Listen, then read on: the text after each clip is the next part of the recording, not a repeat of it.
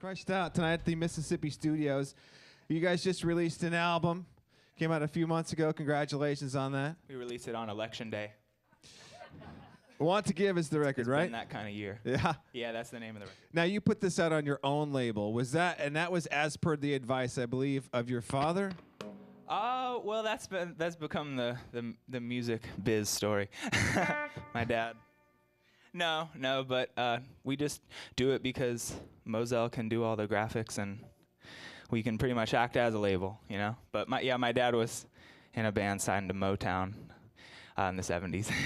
What was your dad's band? It was the Messengers. Messengers. They had a #1 hit in Japan. Yeah. Yeah, they toured over there. Them and Spinal Tap. Which is great. Hey, Moselle, I think they had better hair. Yeah, than Spinal Tap. Happy birthday. Band. Give her a round of applause. Celebrated birthday last week. Did you do anything spectacular? I actually had a show in Seattle on my birthday. The first show to ever land on a birthday for me. Yeah. So it was fun, and had a bottle of whiskey on the house and a birthday cake, so it was pretty fun. That's a good time. That's how you do birthdays well in the rock and roll world. Definitely, there's a vintage-inspired rock and roll sound. What were some of the artists that you guys shared a bond over when you were talking music and discovering who you guys both had in common? Well, we both kind of gravitated towards like the early rock and roll, the super high-energy, joyous stuff, like the greats, you know, like Little Richard, Bo Diddley, Chuck Berry, Jerry Lee Lewis.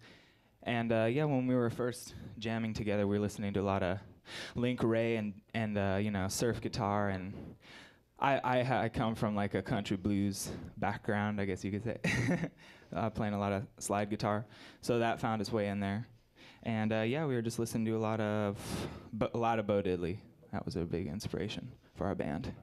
So always is. It started out like the coming together of this band. The way that I understand the story is you two were neighbors, right?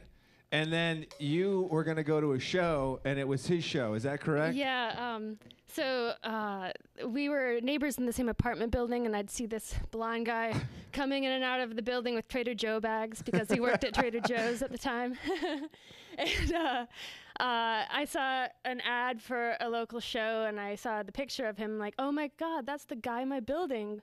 I should go see a show. I checked out his music, and I really liked it, so I went to see a show. It was like a total stalker, groupie thing to do. But after the show, I walked up, and I waited in line while people were buying CDs. I'm like, hey, I'm your neighbor. So that's how we met, and then we started hanging out, and eventually we started the band, but that was after dating for a couple years.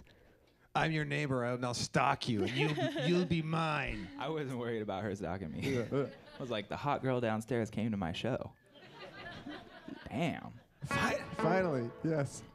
I was stoked. As a couple in a band and a two-person band at that, blessing or the curse, being a couple? Well, there's a little bit of both and everything, isn't there? I mean, yeah. You know, we have to load in all our own gear, just her and I. For that reason, I can't get like a big Rhodes piano. Right. And you know. But there's no separation time. You play together, you work together, you travel together.